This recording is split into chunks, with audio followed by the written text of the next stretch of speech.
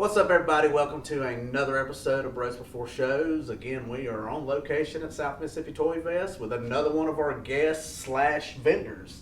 You vended with us this time. This That's is Mr. really cool that you're actually selling also. Yeah. So that's cool. This is Mr. Wes Adams.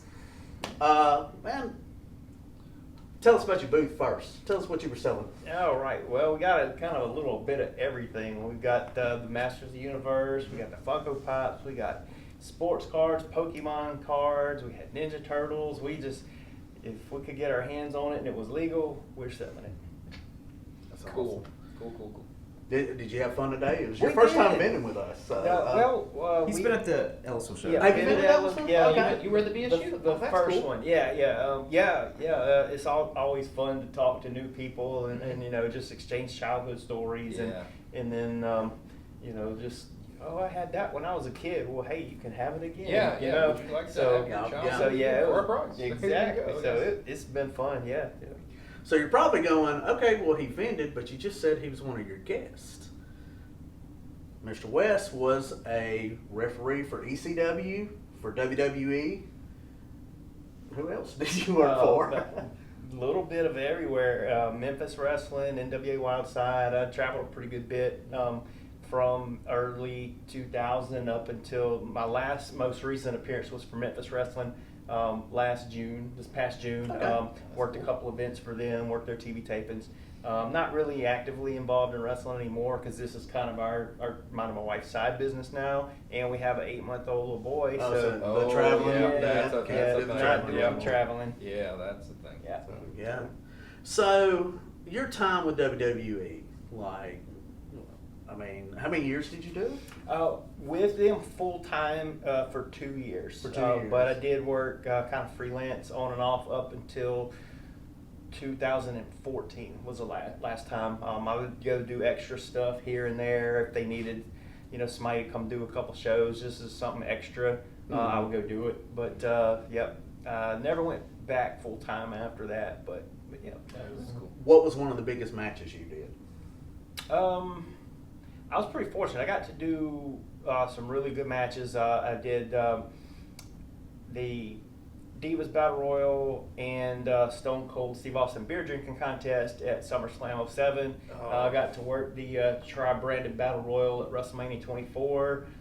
Worked some pay-per-view, worked Elimination Chamber, a Punjabi prison match.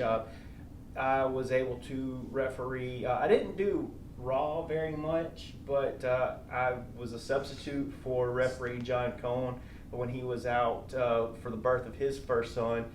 We were at a pay-per-view, and it was Mickie James and Beth Phoenix for the Women's World Championship. I think it was December 07, and John's wife went to labor early on that day. They flew him out, and they were like, "Hey, you got the Divas title match tonight." So that was Awesome. pretty That's cool. pretty cool, So, fortunate to do some really good matches. And that's awesome. You wrestled too? Yes. Originally, so my very first experience with WWE, I went to Deep South Wrestling, which is a developmental territory, in 2005 for a week-long tryout as a wrestler, and that was my first official contact with them.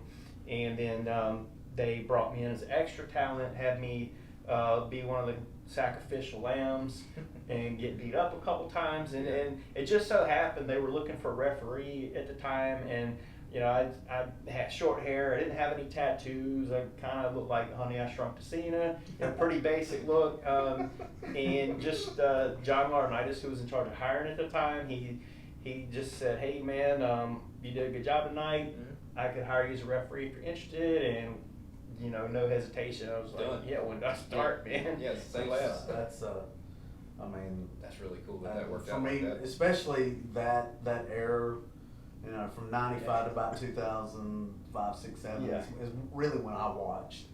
And that would be a huge opportunity. I mean, It was, and it's so funny because, I've heard so many stories, oh, he was a referee because he sucked as a wrestler. Like, no, it's a business. It's a business, yeah. business. That's all it is.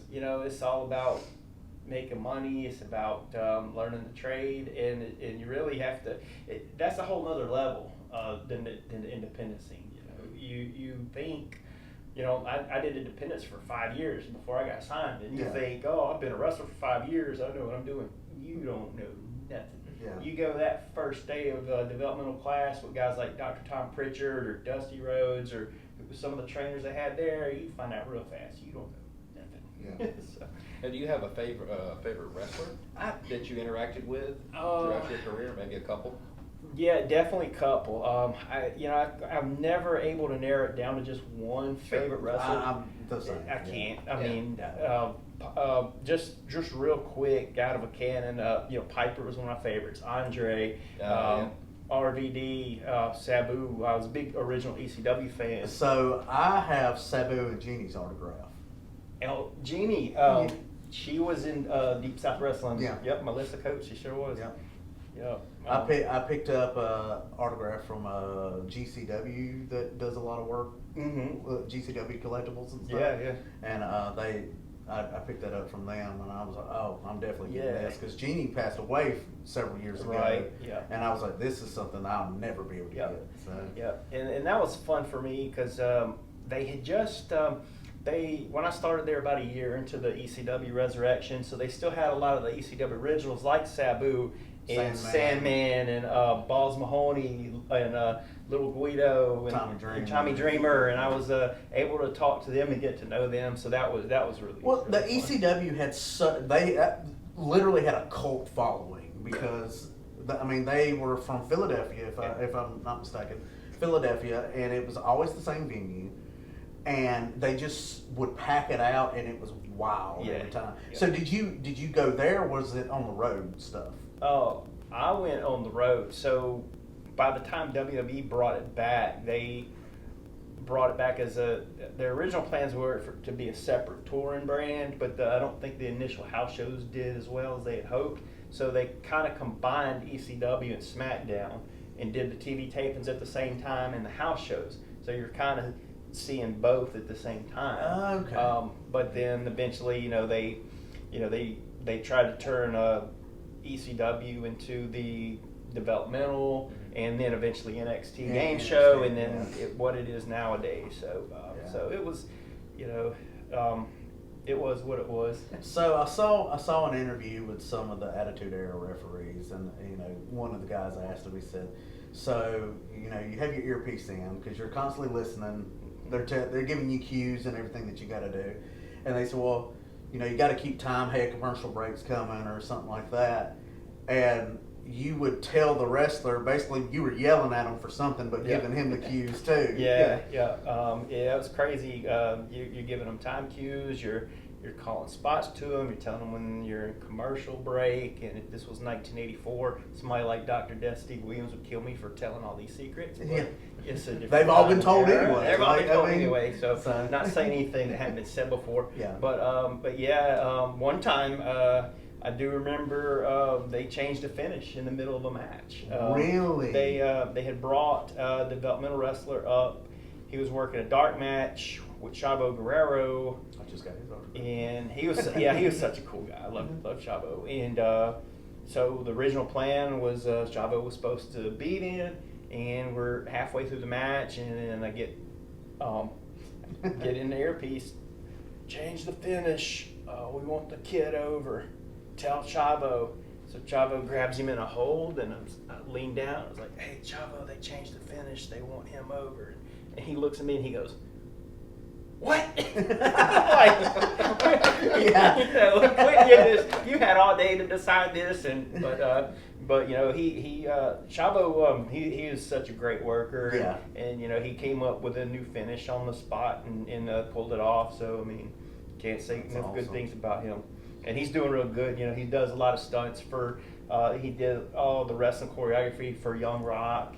Mm-hmm. And TV show, Glow Netflix series, so he's doing good. Oh, that's I'm awesome. glad for him. So we'll get to our questions we ask our guests. All right. So growing up, growing up, what was the first toy you remembered as a kid? The first toys I remember was He-Man. It's about He-Man. 84. Which is why you have so many in your. Absolutely. And was that your cartoon too? Whenever you got off the bus, that was what you wanted to watch. That was your go-to. That was it. That was it. So, what is you're a collector, obviously. Obviously a Motu collector. What is your holy grail that you have? It don't have to be He-Man, but out of your collection, what is your holy grail? So I guess I would have to say, you remember in 2002 when they started remaking? They did that weird He-Man remake and they were in red packages. I don't remember what they called them. 2000X? 200. Yes, 2000X. yes. So my brother Shane, when KB Toy Store in Hattiesburg went out of business in 2004, and they were closing everything out, and they were selling the Castle Grayskulls for $10 each, and he bought one for me for Christmas. That's And awesome. this was way before I was even collecting. He just bought it for me, and I never opened it, and I just kept it, and it's now sitting on a shelf. And now that I've grown into collecting, I gotta say that's it. I did have it in our garage, and our garage is like a little mini store. We have like we'll do garage sales and just open up the garage, and just people in the neighborhood and all over Gulfport, they'll come in and buy stuff, and I would have it up on my shelf with my stuff that I keep, but every time somebody tried to buy it, finally I said, this has to come inside the house. So that's a pretty high dollar item now. Oh yeah, now for sure. Yeah, that is a big deal. And but man, I'm kind of jealous of that. You know, I'm not even a Motu collector, and I'm kind of jealous of that. He's like, man, $10, golly. Yeah, it's still got the price tag on it. That's now, awesome. Now, do you have a show you're watching currently, maybe that you're into, a series? No, I haven't gotten into watching any of the new shows. We, like I said, me and Kristen, we just had our son Oliver. That's right. You're on kid duty. You're on diaper duty. We're on diaper duty. We're not able to really watch too much. I watched the original cartoons, and that's it. I haven't watched any of the new stuff. You can't beat the There ain't classics. nothing wrong with that. There's nothing wrong with that. That's not to say that I won't eventually, but right now we're just kind of go with what you know. Yeah. Well, man, we appreciate you, coming to Vin with us. Appreciate you absolutely. letting us It's really promote cool you as a having you guest here. also. Yeah, awesome. And man, we hope that you had a great time today. Getting to see some Absolutely. old faces. And, saw old faces. made some money. Yeah, it was really hopefully, good. yeah, you did really good. Yeah, I told the news guy this is, Yeah, we both had to do news Yeah. interviews today. Yeah, that was cool. For y'all to do this on this scale and not charge admission, that's really it's gonna explode. 5 years from now, hopefully we're sitting on this couch and there's gonna be thousands of people. It's gonna be a 2-day thing, and it's gonna explode. Not expecting a line at the door. Yeah. We had a guy show up today at 7 It was o'clock. like, 2 hours before we opened. 2 hours before Yeah. doors open, he pulled up, and I said, "Hey man, are you one of the vendors?" He said, "Oh no, I'm here for the show." I was like, "Okay, that's in 2 hours. You're welcome to hang out. Go sit in the some water. Yeah, It's gonna be a minute. So it's gonna keep growing, because that's something that people can bring their family and kids to, and just I told them, with so much bad stuff going on out in the world nowadays, and just everybody arguing over everything, something like this, it's such a relief to just come in, and all this stuff brings you back to your childhood. It makes you forget about that stuff. Makes you forget about paying bills. Makes you forget about all the crazy stuff, and it just takes you back to a better time. So. We appreciate y'all letting us be a part of it. oh man, we appreciate you love being to have here. you back. Yeah, it's really cool. Well, that's it for another episode. Wes, man, we appreciate you coming, dude. Thank Appreciate y'all. you sitting and talking with us. Anytime. I've been picking your brain all day about wrestling stuff all day. Still trying to save one of them belts. Yeah. And but man, thank you for coming. Thank y'all for having me. Thank y'all everybody for watching, and see you on the next one. Yep.